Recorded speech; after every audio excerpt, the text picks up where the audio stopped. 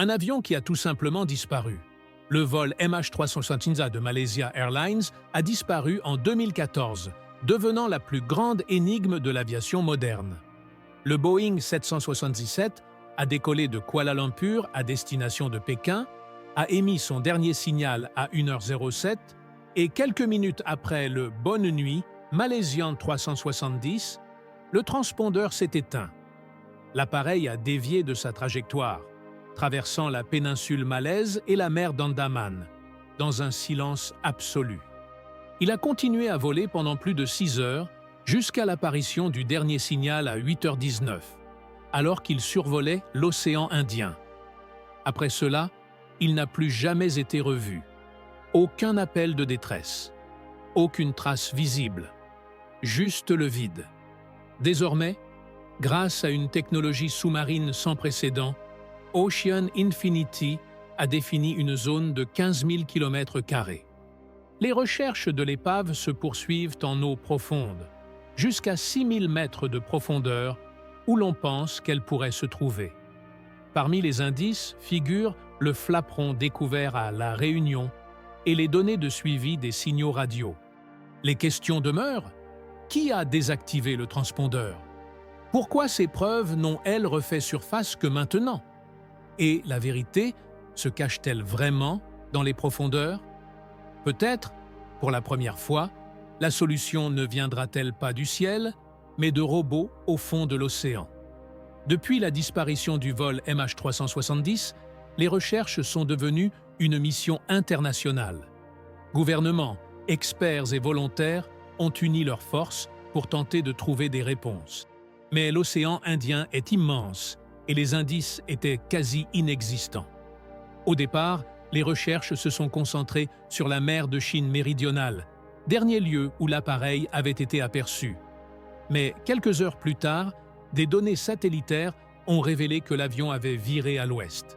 Cela a tout changé. L'enquête s'est alors concentrée à des milliers de kilomètres au sud, dans l'océan Indien, l'un des endroits les plus reculés de la planète. Au cours des 3 années suivantes, des navires et des aéronefs de 26 pays ont participé à l'opération. Les recherches ont couvert plus de 4,5 millions de kilomètres carrés, soit une superficie équivalente à celle des États-Unis. Des navires spécialisés ont dragué des sonars sur les fonds marins. Des avions ont largué des capteurs acoustiques en eau profonde. Même des citoyens ordinaires ont apporté leur contribution en utilisant des plateformes de cartographie satellitaire comme TomNode pour analyser des images floues à la recherche de traces d'épaves. Fin 2017, les coûts avaient dépassé 150 millions de dollars. Il s'agissait des recherches les plus coûteuses de l'histoire de l'aviation. Malgré tous les moyens déployés et les technologies de pointe, le résultat fut décevant. Aucune boîte noire, aucun corps. Quelques fragments épars, retrouvés sur des plages lointaines. L'océan a englouti les preuves, et le monde s'est retrouvé avec encore plus de questions. Pourquoi les recherches les plus sophistiquées de l'époque ont-elles échoué si lamentablement? Qu'est-ce qui a rendu la localisation du vol MH370 si difficile? Et surtout, qu'est-ce qui a changé par la suite? La réponse pourrait vous surprendre, car cette percée n'est pas le fruit de l'activité humaine, mais plutôt de machines créées pour aller là où aucun plongeur ne pourrait jamais atteindre. Pendant plus d'1 an, le silence régna. Aucune épave, aucun signe, aucun indice concret. Jusqu'à ce que, en juillet 2015, quelque chose change. Un débris, identifié par la suite comme un flaperon de Boeing 777, a été retrouvé sur les plages de l'île de la Réunion, dans l'océan Indien. Il s'agissait de la première preuve matérielle que le vol MH370 s'était bien abîmé dans l'océan austral. Cette découverte a suscité l'espoir chez les familles et les enquêteurs, mais a également soulevé de nouvelles questions. Si ce débris avait atteint la Réunion, qu'est-ce qui aurait pu dériver vers d'autres régions? Rapidement, d'autres débris sont apparus sur différentes côtes du monde. Des morceaux de l'avion ont été retrouvés à Madagascar, au Mozambique et en Tanzanie. Chaque nouvelle découverte a permis aux scientifiques d'élaborer des modèles de courants océaniques et d'estimer le point probable d'amérissage de l'appareil. Grâce à des simulations informatiques, des experts ont reconstitué la trajectoire de l'épave et ont conclu que le point d'impact se situait probablement le long d'un arc étroit dans le sud de l'océan Indien. Malgré ces informations, l'emplacement exact restait incertain. L'océan était immense et l'impact aurait pu se produire selon des angles dispersant les débris sur des fonds sous-marins escarpés. Les fragments fournissaient des preuves de la tragédie, mais pas de réponse. Ils montraient que l'avion s'était immobilisé à cet endroit, mais laissait le reste de l'histoire inexpliqué. Le fuselage principal et les boîtes noires manquaient. Quelle technologie pourrait explorer ces profondeurs obscures et dangereuses et y découvrir quoi que ce soit? C'est alors que commença la phase suivante, et elle impliqua des machines sans précédent. Après des années de silence, les recherches du vol MH370 ont repris. En 2018, une société privée nommée Ocean Infinity fit son apparition. Contrairement aux missions précédentes, menées par des gouvernements, il s'agissait d'une opération à haut risque conduite par une start-up technologique texane. Et il possédait quelque chose que personne d'autre n'avait. L'Ocean Infinity avait développé un nouveau système de recherche combinant robotique sous-marine, sonar haute résolution et navigation autonome. Et ils ont fait une promesse audacieuse. Pas de trouvailles, pas de commission. Au terme de cet accord, ils ne recevraient que 70 millions de dollars maximum s'ils retrouvaient l'avion. Tout était en jeu. Pour mener à bien la mission, Ocean Infinity a dépêché l'un des vaisseaux les plus avancés au monde, le Seabed, le Constructor. C'était bien plus qu'une simple plateforme de recherche. Il transportait une flotte de robots sous-marins appelés AUV, véhicules sous-marins autonomes. Chaque AUV pouvait plonger jusqu'à une profondeur d'environ 6000 mètres et explorer les fonds marins sans être reliés au navire. Travaillant en équipe, ils ont cartographié de vastes zones grâce à des sonars et des ordinateurs de bord. Contrairement aux technologies précédentes, lentes et dépendantes d'équipements remorqués par des navires, ces robots étaient rapides, autonomes et silencieux. Ils volaient près du fond marin et collectaient des téraoctets de données à chaque plongée. Lors de la tentative de 2018, les AUV d'Ocean Infinity, ils ont passé au crible plus de 112 000 km², soit la quasi-totalité de la zone précédemment étudiée par les gouvernements. Ils ont même exploré des régions qui n'avaient jamais été examinées auparavant. Mais malgré toute cette technologie, ils n'ont rien trouvé. Toujours aucune trace du vol MH370. Ocean Infinity a temporairement suspendu ses recherches, mais n'a pas abandonné. Elle a continué à améliorer les robots, à développer une nouvelle flotte et à concevoir son vaisseau de deuxième génération, l'Armada 7106. Ce nouveau navire pourrait contrôler plusieurs AUV. Sans aucun équipage à bord, c'était comme un cerveau flottant commandant une escadrille de sous-marins. Et, début 2024, Ocean Infinity a annoncé qu'elle était prête à revenir. Cette fois, grâce à un équipement plus performant, des données plus précises et une stratégie plus aboutie, ils se sont concentrés sur une zone plus restreinte, identifiée par des modèles d'IA et des simulations des courants océaniques. Chaque capteur, chaque impulsion sonar, chaque plongée, le tout dans un seul objectif, briser le silence des profondeurs. Pour atteindre des lieux inaccessibles à l'homme, il faut des machines capables de penser, d'explorer et de survivre sans aide. C'est précisément la raison d'être de la flotte de sous-marins d'océan. L'Infini fut créé. Il ne s'agissait pas de véhicules guidés par câbles comme auparavant. C'étaient des AUV, véhicules sous-marins autonomes, de véritables détectives des profondeurs. De forme fuselée, d'environ 6 mètres de long, ils étaient équipés d'une technologie de pointe. Ils pouvaient plonger à environ 6000 mètres de profondeur, plus profondément que la plupart des sous-marins, et rester opérationnels pendant plus de 100 heures sans refaire surface. Dès leur lancement depuis l'Armada 7806, les AUV se sont séparés et ont progressé silencieusement sur le fond marin, chacun explorant sa propre zone comme une grille de recherche.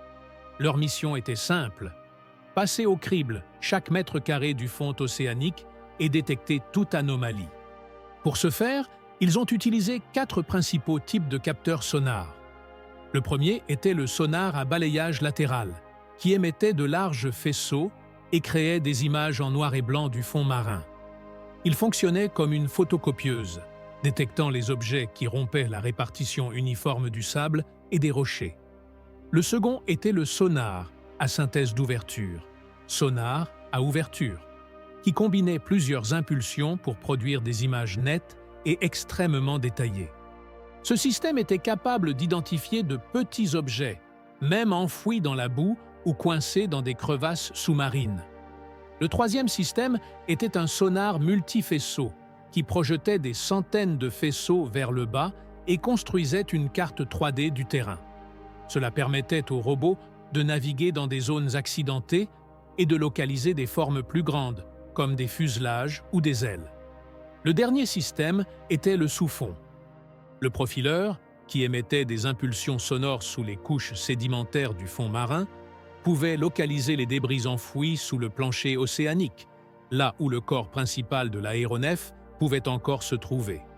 Chaque AUV était équipé de son propre ordinateur, de batterie, d'un GPS, de capteurs et d'un système de stockage de données. Il fonctionnait sans nécessité de contrôle en temps réel. Une fois les relevés terminés, il remontait à la surface et transmettait des téraoctets de données au vaisseau mère. À bord, des spécialistes et des logiciels analysaient ces informations brutes du sonar, à la recherche d'indices pertinents. La clé résidait dans la reconnaissance des formes. Les humains pouvaient ignorer les formes étranges noyées dans le bruit des données. L'intelligence artificielle, en revanche, pouvait les repérer en quelques secondes.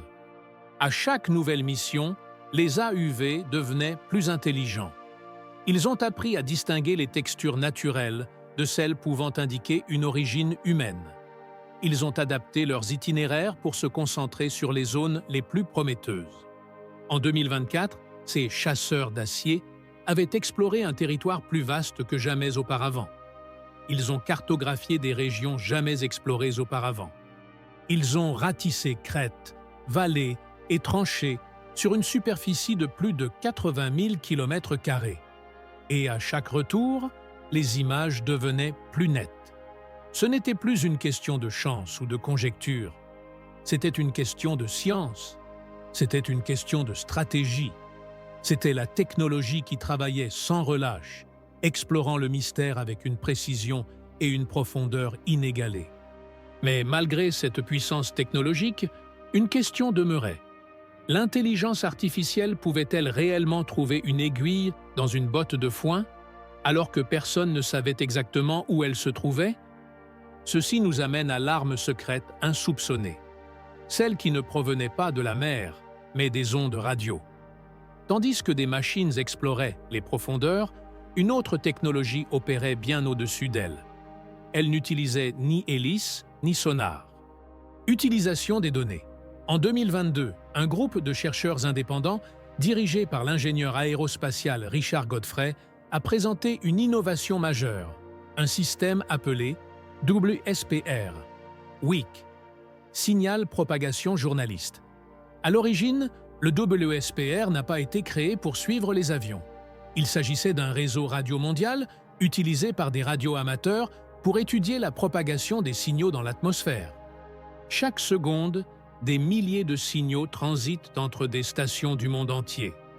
Si un objet de grande taille traverse ces signaux, il en modifie la configuration. C'est notamment le cas des avions. Godfrey et son équipe ont découvert que le vol MH370 a probablement traversé plusieurs trajectoires WSPR lors de son dernier vol. Ces légères perturbations avaient été enregistrées, mais personne n'avait encore tenté de les interpréter. L'équipe a mis au point un algorithme spécifique qui filtrait le bruit, suivait les variations des signaux et recoupaient les données avec les informations satellitaires afin de valider la trajectoire. Grâce à cette méthode, ils ont construit une nouvelle trajectoire de vol, qui correspondait à toutes les données déjà connues. Les communications par satellite, les données radar et la trajectoire des débris ont été analysées. Mais l'étude est allée plus loin. Il a prédit que le lieu de repos final du MH370 pourrait se trouver près de la zone des hippocampes, une zone reculée du sud de l'océan Indien, légèrement en dehors de la zone de recherche initiale. L'endroit était extrêmement profond, entouré de falaises sous-marines et de forts courants. Cela expliquait l'échec des recherches précédentes.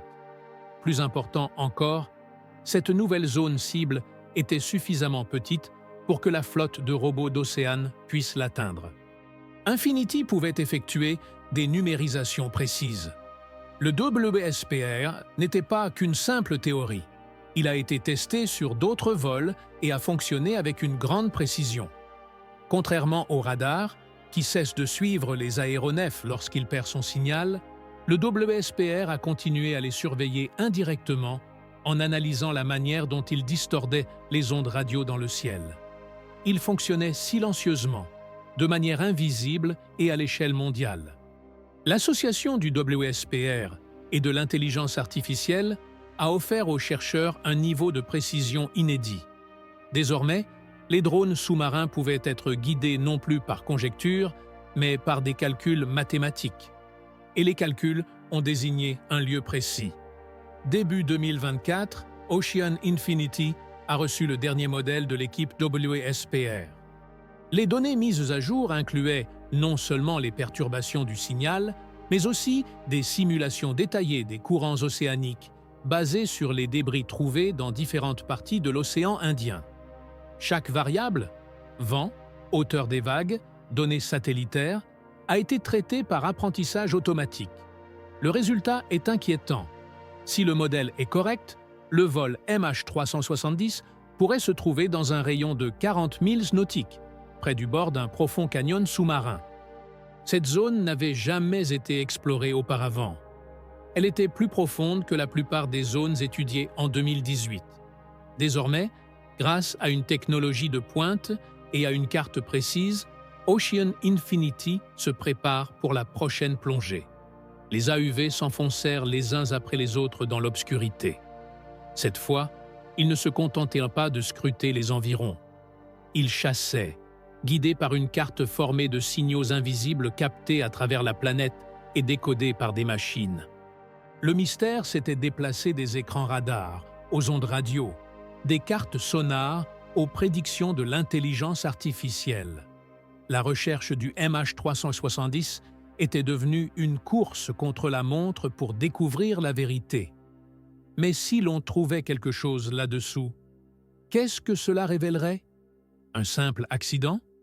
Ou bien une intervention humaine? En mai 2025, après des années de silence, la nouvelle expédition Ocean Infinity fait de nouveau la une.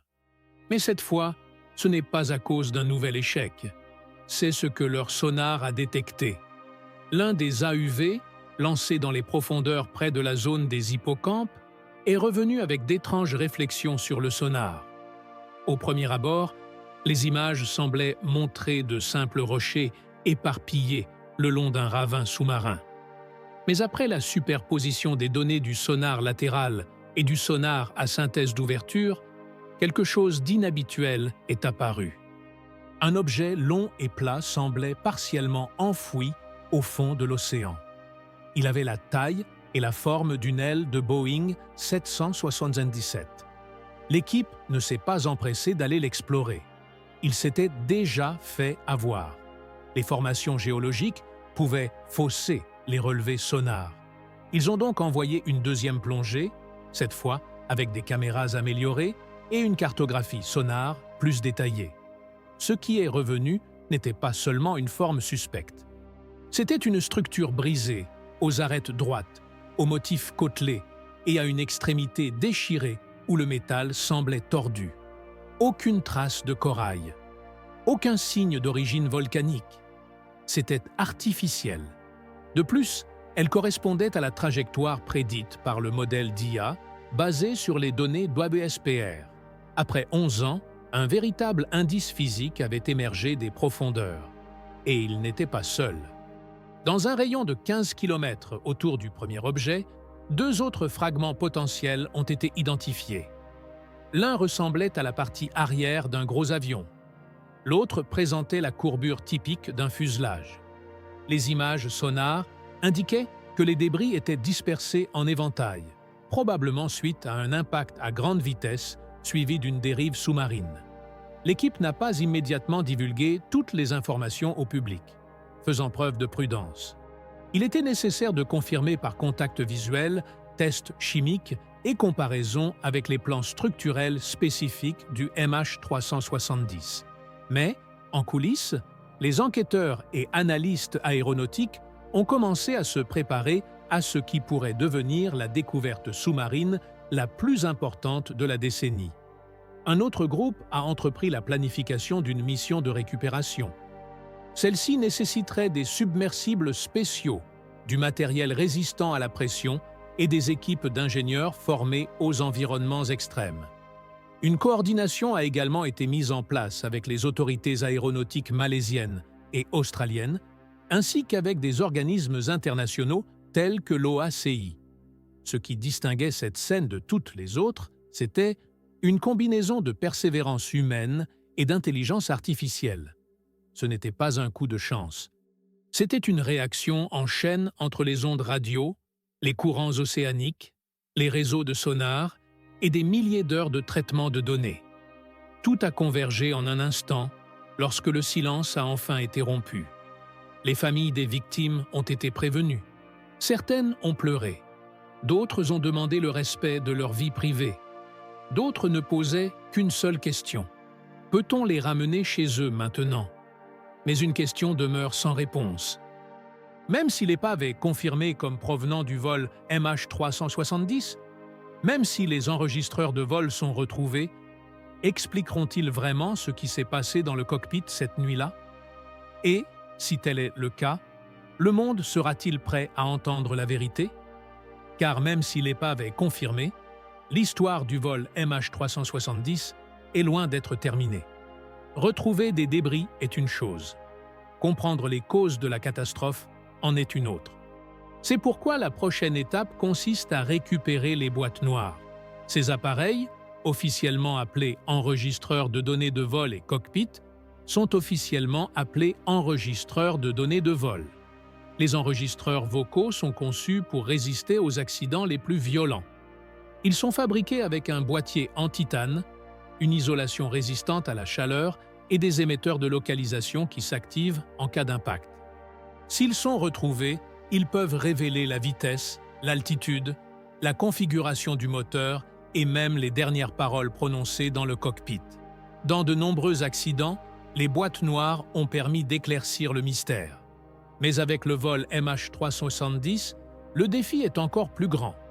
En raison de la profondeur extrême, des forts courants sous-marins et de l'état probable de l'épave après 11 ans, sa récupération pourrait être l'une des plus difficiles jamais entreprises. Des robots spéciaux devront opérer dans l'obscurité glaciale des profondeurs marines, utilisant des bras mécaniques pour extraire les pièces fragiles sans les endommager. Une fois remontées à la surface, les boîtes seront envoyées à un laboratoire spécialisé pour y être décodées. Mais même ce processus est long et n'offre aucune garantie de succès. Après tant d'années passées sous l'eau, les données peuvent être endommagées, corrompues ou tout simplement illisibles. C'est pourquoi certains experts mettent en garde le public. Il ne faut pas s'attendre à des réponses rapides. Pourtant, la simple possibilité de retrouver des traces du vol MH370 a ravivé l'intérêt mondial. On a recommencé à se demander ce qui s'était réellement passé le 8 mars 2014. Pourquoi le MH370 a-t-il disparu des écrans radars? Pourquoi son transpondeur était-il désactivé? Pourquoi a-t-il changé de cap sans émettre d'appel de détresse? S'agissait-il d'une panne technique, d'un détournement ou de quelque chose de plus personnel? Les théories vont d'un incendie dans le cockpit à un sabotage du pilote, voire à une décompression lente ayant entraîné l'inconscience de tous les passagers. D'autres envisagent des hypothèses plus extrêmes, comme une opération militaire ou le transport d'une cargaison secrète. Mais à ce jour, aucune théorie n'a été prouvée. Ce que nous savons, c'est que les derniers instants du vol MH370 sont encore cachés dans des données qui n'ont pas encore été découvertes. Même si l'épave est retrouvée, le véritable défi sera de savoir ce que nous pourrons récupérer et dans quel état. Le monde sera-t-il prêt à affronter la vérité? Les gouvernements coopéreront-ils et révéleront-ils tout?